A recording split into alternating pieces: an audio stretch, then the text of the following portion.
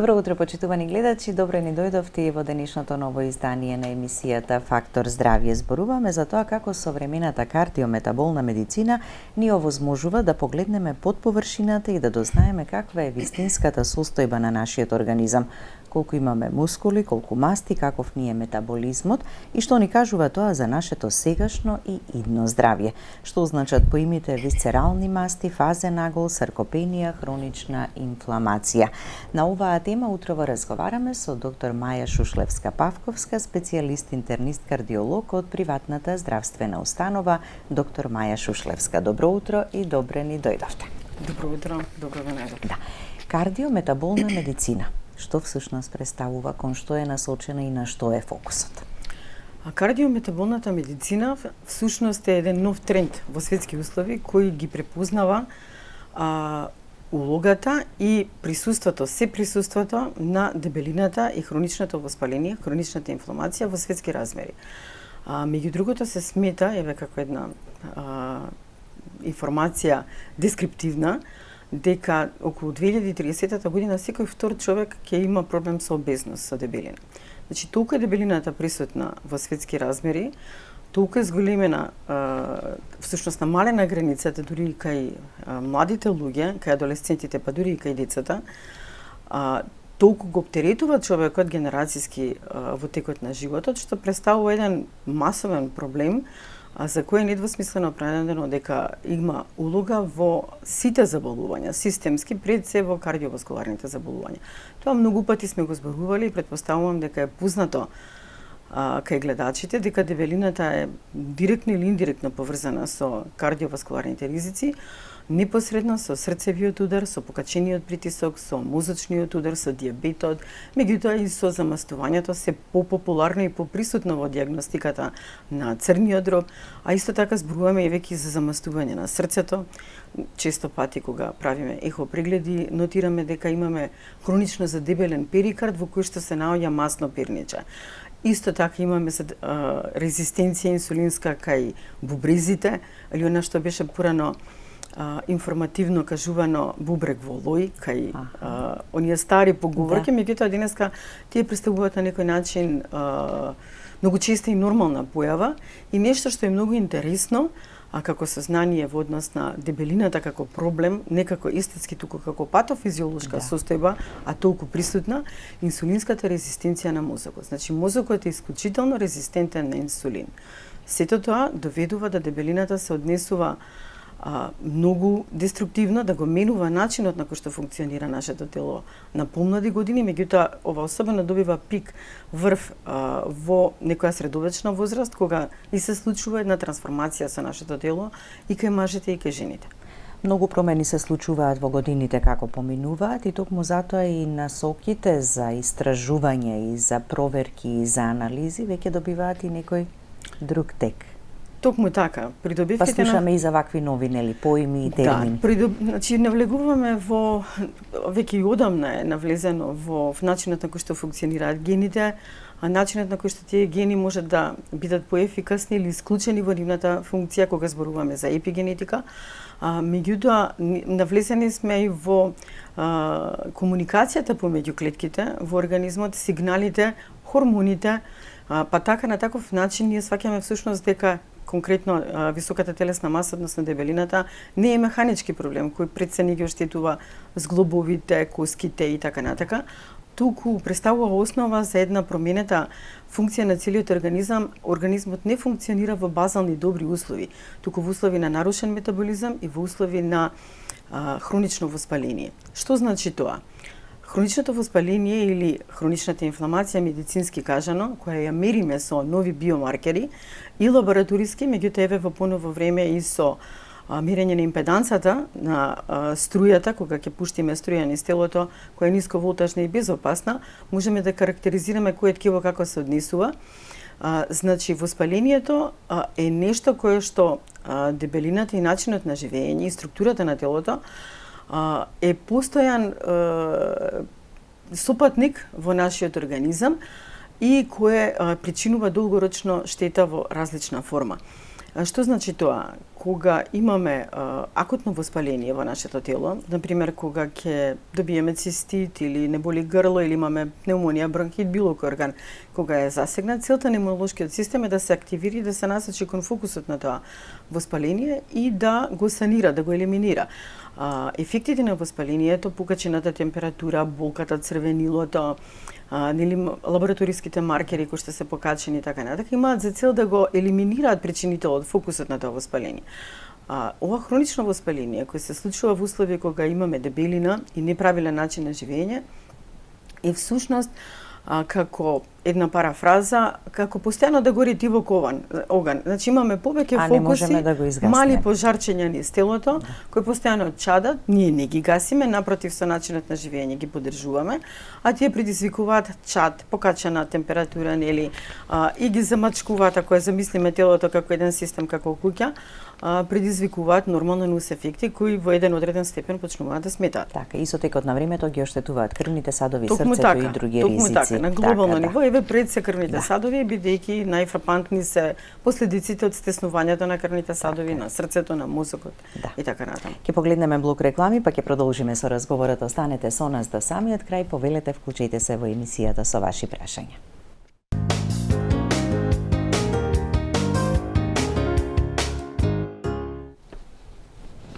Утрово во Фактор здравје ни гостува доктор Маја Шушлевска-Павковска, специјалист интернист, кардиолог од приватната здравствена установа доктор Маја Шушлевска. Ја почнавме со темата, ама ја насловивме вашето тело под лупа, фазен агол, мускули, срце и метаболизам. И ќе подобјасниме, односно ќе објасниме убаво зошто е сето ова важно како параметри на што ни укажува, но веќе имаме гледач на линија. Уште на самиот почеток може да му дадеме предност. Добро утро, повелете. Добро утро. Добро утро. Игор од Битола. Јас имам замор. Срцето не можам понекогаш се растурено дома, не можам да изистам докторке. Мал станов, малечок станов ми е 60 квадрати проширен. Не можам понекогаш ќе станам од собајле главоболки имам, сам живеам, не сум оженет, сум, главоболки имам, големи главоболки. Не можам ни до новиот пазар, нов пазар има, не можам до... А дали за овие состојби и проблеми кои што ги кажувате, веќе сте посетиле лекар, велиме секогаш од кај матичниот почнуваме, ама веројатно потоа и на друг специјалист ве препраќаат, што замор. Дали има покачена телесна тежина и колку години има? Да, колку години имате и 5-6. А килограмите? По 80 имам. А висината? Висина, за да доктор Маја направи... 1,80 Так. 1,80. Дали има покачен притисок, диабет, маснути, дали се движи? Диабет имам, доктор Маја. Доктор, диабет имам. Диабет, срцом и шеќер во крвта. Шеќер во крвта. И сакам да ви кажам, оти зголемен многу нервози имам во војната бев, и таму нервози, мислам со глата на војната, а болен бев, Ви благодариме за јавувањето. Извинете што ве прекинувам, ова е доволно, доктор Маја, нели подпрашавте нешто дополнително, еве слушнете го советот. И веќе добро е прашањето, всушност се работи за условно кажано млад човек, како се приближуваме кон овие години, меѓутоа сепак во светски услови 56 години воопшто не се смета дека од мината возраст. Тоа е средовечност и гледачот има релативно добра телесна тежина, меѓутоа даде податок дека има диабет, тоа е веќе нарушување на метаболизмот. Не прашавме доволно детали, но намалената енергија на која што се жали, која може да е психолошка природа, бидејќи спомна дека има настани во минатото, меѓутоа од друга страна доколку диабетот не го адресира како што треба со правилен начин исхрана и движење, со регулирање на сонот, кон таа психолошка, психосоматска претходна состојба може да се надоврзе и оваа тема, проблематиката на нашава тема која што зборуваме, бидејќи делува како придружник кој го влече всушност надолу.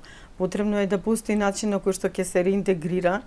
Диабетот е сам по себе основа за инфламаторна состојба и правилното регулирање на диабетот се состои во правилна исхрана и редовно движење.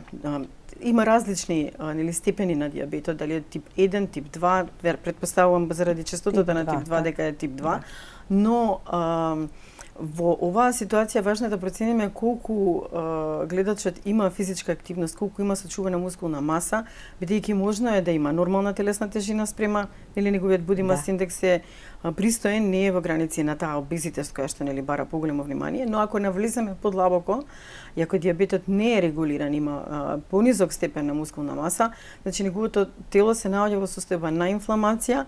Предпоставувам во возраста веќе постои вовет или актуелна андропауза кога се менува телесниот состав поради промена на тестостеронот кој игра улога во сочувување на мускулната маса и општите функции во телото, и сето тоа води кон трансформирање на телото со редистрибуција на масите кон центрипетално кон стомакот, на висцерални масноти кои што се прилично опасни, а намалување на мускулната маса на екстремитетите. Значи во секој случај тоа е добар кандидат за ова испитување, бидејќи веќе има придружен еден ризикна фактор, има ментално засегање, на крајот на криштата нели начинот на живење, придружната болест, дебелината, општо зборувано во неговата ситуација, имаат и многу силен ментален ефект, кој може да се манифестира на различен начин. Би било идеално доколку ако има добри параметри, добро срце, прегледано доколку е срцето, да се вклучи во постепени активности кои што ќе имаат позитивен ефект на неговото кардиометаболно здравје. Така, од некаде да се почне, така, за да се најде вистинската причина. Значи, ефектот на физичката активност ќе биде директен на метаболната состојба, меѓутоа и на менталната состојба кај сите. Така. Да го слушнеме и следниот гледач. Добро утро и за вас. Повелете. Добро утро. Имам едно прашање до докторката. Кој ќе стане ме боли многу главата и не можам да одам со ногите, пошто јас и имам реума и не можам да се движам, а и откочајот на срцето е 106. Возраст, телесна висина, тежина, менопауза? 55 кила. Така, а возраста која е? 60. 60 години. Циклуси немате од кога? Да. Од 15 години.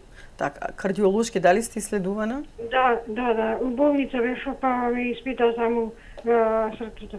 Да, дали имате покачен притисок или е тоа само... Не, низок ми е многу, притисокот ми паѓа. Така, дали е реумата контролирана или неконтролирана? Да. Така. Добро, значи главоболките може да бидат засебен ентитет, ова се вака всушност и кога ќе дојде пациент во ординација, така ова се основните прашања кои што почнувате нели да задавите. Да, значи проценуваме општата состојба каква е, бидејќи нели болестите меѓу себе состојбите се засилуваат, делуваат како во домино ефект. Реуматоидниот артрит, ако е реуматоиден артрит класичен, оној воспалителен, не дегенеративен, на шак е локализиран кој што се јавува, претпоставувам дека се работи за таков, кај особа на 60 години како веќе е реализирана менопауза, телото се наоѓа во друга состојба, самиот ревматоиден артрит представува основа за хронично воспаление. И всушност овој телесен состав за кој денеска зборуваме не се однесува само на кардиоваскуларните заболувања и дијабетот, туку на сите системски и онколошки заболувања. Сите состојби кои го стимулираат имунолошкиот систем и кои се мерат со одредени биомаркери, како што, ако се сеќавате во текот на короната, меревме CRP, меревме прокалцитонин, феритин, дедимери, меревме интерлеукин 6. Значи се тоа биомаркери кои ни кажуваат дали телото се наоѓа во инфламација во услови на корона, нели акутна, а во овие услови за хронична инфламација зборуваме. Доколку овие параметри, седиментација, CRP, активноста на болеста е под контрола, тоа е секако добро. Меѓутоа, телесната маса беше 55 во однос на висината, може би помала мускулна маса. Имам една жена во менопауза со синус тахикардија, со ревматоиден артрит, која се жали на главоболки. Значи, една општа здравствена состојба, слабост, замор, кој може да зборува за таа хронична инфламација. Потребно е да се направат и лабораториски анализи, може би дополнителни анализи за функцијата на срцето, за да се види што е причинител всушност за таа тахикардија. Дали е таа неускладеност помеѓу вегетативниот нервен систем наутро кога се будиме, кој се активира симпатикусот, зошто е тоа така? Дали има оштетување на зглобовите која спречуваат да се движи? Дали е тироидната функција исто така, да не ја заборавиме, засегната? Нели дали пациентката е, гледачката е здрава за да може да се вклучи во регуларни физички активности кои што ќе ја подобрат незината кондиција и ќе делуваат на намалување на тахикардијата или можеби се работи за нешто друго. Така да. И следниот гледач, само да го слушнеме. Добро утро и за вас, повелете. Ало? Добро утро. Добро утро, среќно утро и благословено утро да имате. Благодарам. Ви благодариме. Што можам да бидам дел од вашата емисија. Се јавувам од град Кочани. Така, кој е проблемот кој што во моментов го имате и заради кој сакате нели да поставите прашање и да добиете проблеми во здравјето многу. Значи, одам на диализа, со многу отечени нозе, имав проблеми кога ми ставаа катетрдот и ми направија тромбоза. Диабетичар сум, со од 10 до 12 ми е шеќерот, и имам проблеми многу со одењето. Значи, отечени нозе со невропатија. Така, во ред, ви благодариме за... Каква е состојбата со срцето? А срцето? Во каква состојба еве докторката прашува? Срцето, значи, јас имав два карнографии 2 пати правено, само пречистени артерии, немам без накоречиво стенови ставење, значи имав висок притисок, почнав да ги пјамам сега кога почнев на диализа, сите апчења едноставно за притисок ги тргнав. Со многу нисок притисок сега паѓам, со прошлиот пат жената дури дома се исплаши 32 со 28 притисок ми беше. Така. Доволно е така. Ви благодариме за јавувањето. Повторно, уште едно луѓето кога ќе се јават и кажуваат за состојбата во која што се со повеќе хронични заболувања. Се надоврзува на ова за кое што зборуваме. Исто како и ревмативниот артрит, дури и во поголем степен, хроничната диализа представува вистинско хронично воспаление. Зошто? Бидејќи во организмот бубрезите не функционираат, всушност и пред да престанат да функционираат бубрезите, и да се вклучи пациентот на ваков третман со хемодиализа, заместителна функција на бубрезите, веќе е настанато хронично воспаление, бидејќи деградационите продукти кои што се создаваат од нашиот метаболизам и кои треба да се исфрлат низ бубрезите, заостануваат во многу висок степен. Тие се силно инфламаторно активни. И кај овие пациенти постојат големи ризици од акцелерирана атероматоза, од калцификати во телото, од воспаление на крвните садови и оштетување на срцето. Сепак приказната е различна кај сите пациенти, па добрата страна кај овој пациент, овој гледач, е тоа што нема придружен ризик фактор, склоност кон хипертензија, која би представувала дополнително оптоварување за неговото срце и за неговите крвни садови. Значи, оваа состојба не е лесна, треба да се испита дали кардиолошки без разлика што не прима терапија, може би настанала срцева слабост. Срцевата слабост може да се манифестира на различни начини, може би се развило круто срце или здебелено срце кое веќе нема таква пумпна снага да генерира висок притисок, меѓутоа и не може да рециркулира доволно, па се останува вода во нозете. Значи, потребно е детално испитување на кардиоваскуларниот систем, на артериите на нозете и на вените на нозете, значи доплер на крвните садови, за да се види дали тие отоци се всушност причинети од кардиоваскуларна природа. Но дефинитивно се поклопува, убаво се интегрира во нашата тема денеска, бидејќи е еден по-експлицитен пример за хронично воспаление. Така. Значи, да погледнеме внатре што се случува во телото, за да видиме во каква состојба е. Дали килограмите или телесната тежина е доволен показател за тоа каква е состојбата, или многу поважно и позначено е телесната маса, на што ни укажува и како да го изанализираме сето. Самата телесна маса, значи ни кажува една информација, колку какава е масата на човекот, на пациентот, И нели спрема неговата висина ние имаме некаква слика и нормално во ординација го гледаме пациентот. Меѓутоа еве како споредба, како слика, можеме да имаме иста маса кај еден пациент маж кој има покачен крвен притисок, една жена која што се наоѓа во менопауза и еден спортист. Нивната апсолутна маса е никаква информација доволна. Само килограмите кои потекнуваат од различните сегменти, компоненти на нашето тело не се доволни за да ни укажат колку се тие всушност здрави. Значи имаме килограми, но немаме здравје од другата страна. А телесниот состав ќе ни покаже, токму ако го така. испитаме. Бидејќи нашето тело пред се треба да има добра содржина на мускули, добар процент од нашиот состав да биде мускулен и ќе се надобрзам дополнително од она што го гледам во пракса. Бидејќи жената во менопауза, доколку нема добра мускулна маса, има централни масноти, незиното тело веќе е изложено на хронична инфламација, на прогресија кон диабет, нели на сите оние аспекти, саркопенијата, намалената мускулна маса, која што ги носи сама по себе и на склоност кон зголемена телесна тежина и општа намалена функционалност. За разлика од спортистот, кој што нели ја негува, ја стимулира мускулната маса, секој стимул физички активен, постојано внимаваат на исхраната, начинот на живот, ама и преголем физички товар од друга страна може да биде штетен, може да има прооксидативен всушност ефект и тоа може да биде директен механички стрес за крвните садови и да има основа за продукција на голема концентрација на оксидантни молекули.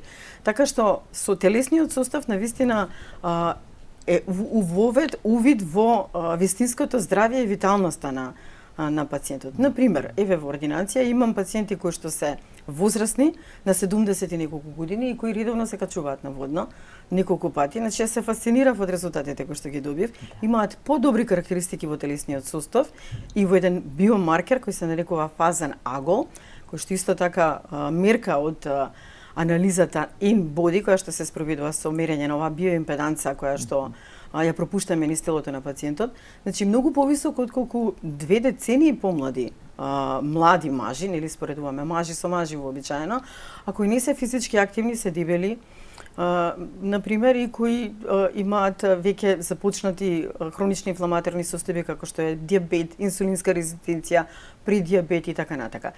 Например, млада жена која физички не е активна може да има полош, така наречен фазен агол биомаркер, во споредба со еден возрастен пациент на 70 години кој е редовно активен. Значи самата и возраста и телесната маса не се секогаш доволни за да ни укажат колку е витален нашиот организам. Така да. Тој фазен агол кој што веќе го спомнав, всушност представува калкулација помеѓу отпорот што се случува кога нисковолтажната струја поминува низ телото. Значи водата ја пропушта струјата од една страна, а од друга страна здравите клетки, мускулните клетки се однесуваат како кондензатори, тие задржуваат струјата. Што повеќе ја задржуваат струјата, тоа е поголема разлика помеѓу спроводливоста помеѓу водата од една страна и задржливоста, реактансата на струјата низ нашите мускулни клетки. Всушност, високиот фазен агол е карактеристика на младите особи, на спортистите, особите кои имаат голем процент на мускулна маса и кои имаат малку висцерални масти, бидејќи тоа делува инфламаторно и кои немаат хронични воспалени или некакви дегенеративни болести. А што кога се ниски вредностите или кога е низок фазниот агол? Кога се ниски вредностите на фазниот агол ни укажуваат на трансформација на телото, на намалување на мускулната маса, нели атрофирање на мускулите, хронични воспаленија и хронични заболувања. Значи саркопенија, старење, хронични заболувања.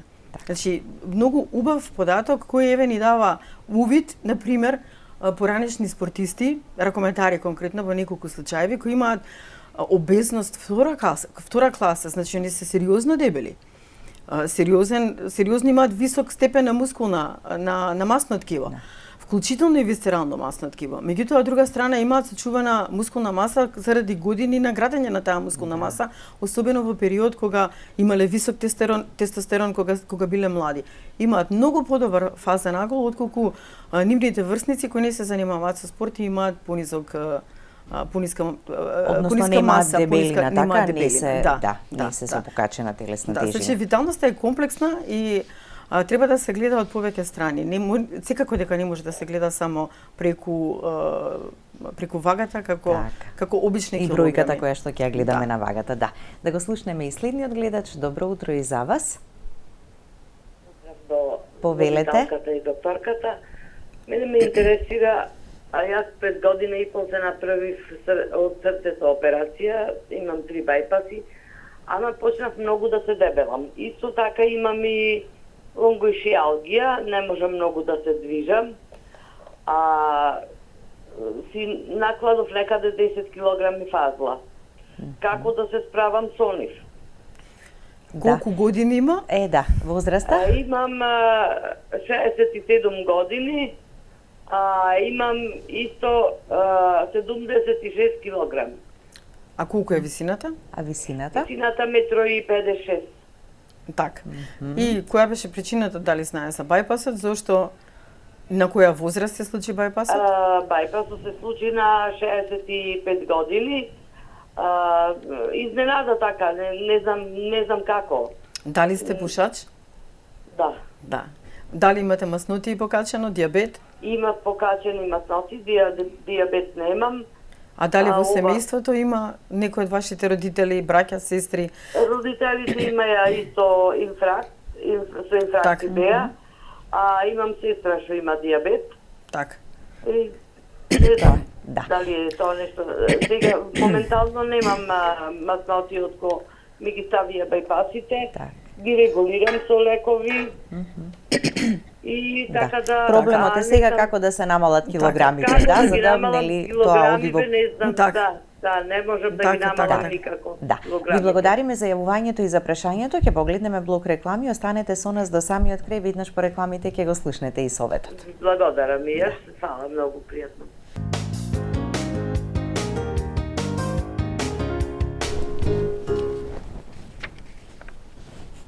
И веднаш по рекламите да не останеме должни со одговори, совет на гледачката што се јави. Секако, значи ова е еден многу силен пример за пристапот во секојдневната пракса кај една пациентка кај која веќе има некаква компликација на возраст од 65 години, кога ќе се случи тоа, веќе се смети дека не е толку поврзано со силни ризик фактори, но она што го прашав, нели што го добив како информација, кажува дека еден дел од лајфстајлот, од начинот на живење, сепак постои некаква компонента кај низините родители, но сега конкретната состојба кај гледачката е дека таа всушност не може да ослаби, се случи преку ноќ да добие 10 килограми, а веќе во доста високоризична група.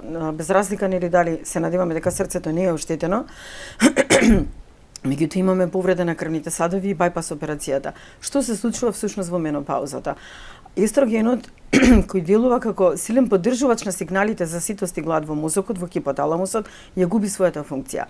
Самата телесна тежина, која веќе е покачена во менопаузата, игра улога во поддржување на тој систем на нарушени сигнали, кога мозокот не реагира,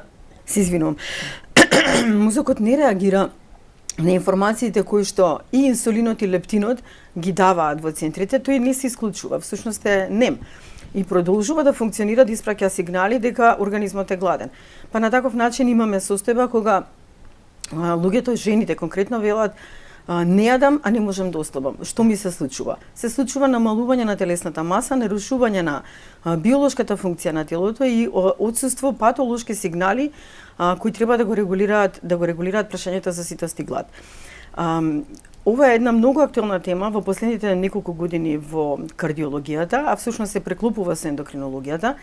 Па кај овие пациенти кои имаат висок ризик и имаат веќе страдање од страна на срцето, се вклучуваат нова група на лекови кои токму она што ни фали физиолошки, че немаме проблем со волјата, имаме проблем со биологијата на нашето тело, се употребуваат така наречените глукагон-like пептид агонисти. Тоа се сигналите кои што се лачат природно во нашето тело, но во услови на дебелина, на менопауза, нели на инсулинска резистенција веќе не функционираат.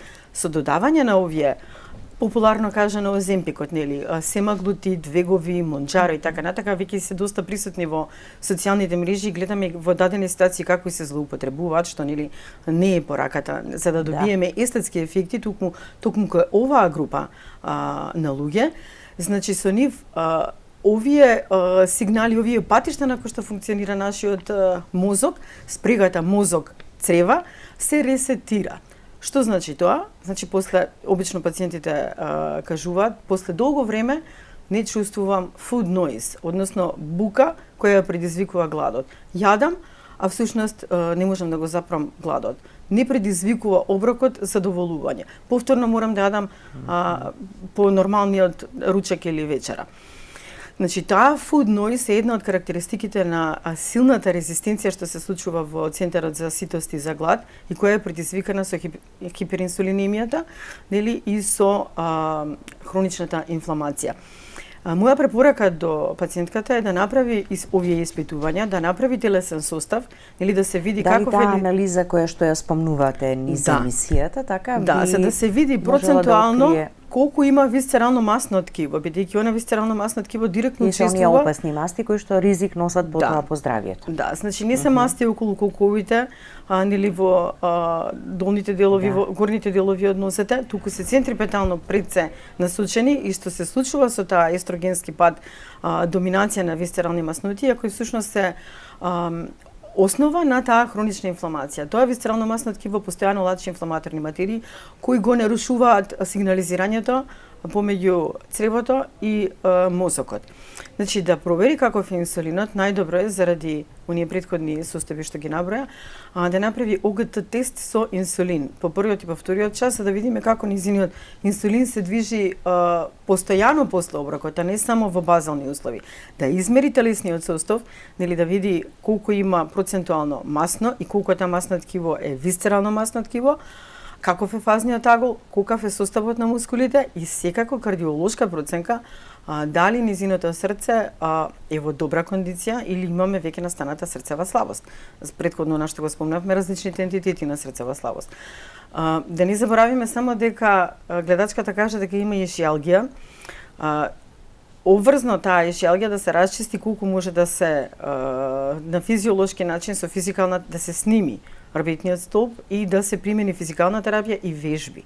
Вежби кои што ќе осигураат правилна постура на телото, ќе ја зајачаат, ќе го засилат предниот абдоминален зид и ќе го фиксираат рбетниот столб во тој дел кај што е лумбоешиалгијата, да ако нема претерано хернирање, нели излагување на дискот и притисок на нервот кој што е причина за лумбоешиалгијата, значи се тоа теоретски, меѓутоа вреди да се обиде човек, па ако не да се примени процедура, бидејќи локомоторниот систем е основа за таа да изгради здрав мускулен систем кој ќе биде подобрување на незиниот базален метаболизам и подобрување на незиниот телесен состав.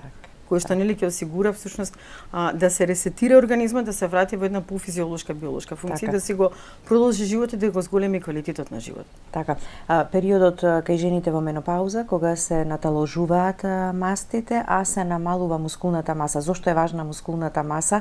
Не е поврзана само со старењето, туку и со многу други состојби, а преку овие анализи ќе дознаеме така во каква. Да, таа е база на нашиот метаболизам. Мускулното ткиво е генератор на енергија кога и ние мируваме. Например, кога сме физички активни, после таа физичка активност неколку дена последователно, нашите мускули работат многу посилно. И многу е често присутно кога некој ќе каже јас бев спортист или рекреативец, сега веќе 2 месеци не вежбам и ужасно се чувствувам. Тоа е заради тоа што и флексибилноста и мобилноста на телото, меѓутоа и базалниот метаболизам на целото тело се менува бидејќи мускулите не се активни, не функционираат, не го забрзуваат метаболизмот и не продуцираат миокини. Субстанции, оние сигнали кои се всушност антипод на проинфламаторните цитокини. Имаат антиинфламаторен ефект, често пати сме го зборувале, меѓутоа директно делуваат на мозокот како и ендорфините имаат ендорфинска улога да прават добро расположение. Сето тоа е всушност физиолошки и нешто што како пандемија во светски услови што претходно кажав, одстапуваме од она наша нормална физиологија да бидеме многу физички активни, да бидеме подвижни. Оние пациенти кои што ги спомнав на почетокот, возрастни кои што се многу активни, се исклучително дисциплинирани луѓе. Значи тоа е многу важна карактеристика како профил на тие пациенти да внимаваат да бидат подвижни, па дури на 80 години имаат биолошка старост многу помлада од некои од луѓето кои што се седентарни. Секојдневната подвижност има многу посилно влијание отколку повременото силно физичко активирање како дигање на тергови теретана. Не спорам дека таа е потребна. Дефинитивно, особено кај циљано одредена популација кај која имаме мала мускулна маса која треба да ја зголемиме, да ја сочуваме или да ја вратиме. Меѓутоа, дисциплината во движењето и дисциплината во исхраната, некои од прашањата кои што ги поставувам кај пациентите се како одржувате телесна тежина и ти одговараат наједноставно никогаш не се прејадувам. Тоа непрејадување е резултат на дисциплина, меѓутоа и на мобилност, на физичка активност од една страна. Но кога ние ќе престанеме да се движиме и ќе почнеме да акумулираме килажа, особено во пресвртните точки во животот, во перименопаузата и во андропаузата, која исто се случува и кај мажите, не толку драматично, потивко не се случува и кај нив, е всушност физиолошка промена која направи посклони на намалена мускулна маса и нели да влеземе во тој намален метаболизам, складирање на центрипетални масти, отсуство на правилни физиолошки сигнали помеѓу мозокот и цревото, нарушување на тие сигнали на ситост и всушност ни се случува една биолошка промена, биолошка патолошка промена која еве науката во последните неколку години можам да кажам успешно ја таргетира. Да, така да. На самиот крај сме, важно е значи не колку долго живееме, туку колку квалитетно и добро и здраво го живееме животот, односно сите се стремиме кон здраво старење. Ви благодарам, доктор Маја, за гостување. Ви благодарам и на вас за поканата. Да. Благодарности до вас, почитувани гледачи, за вниманието со кое не следевте. Останете и понатаму со програмата на ТВ24. Имајте убав и пријатен ден.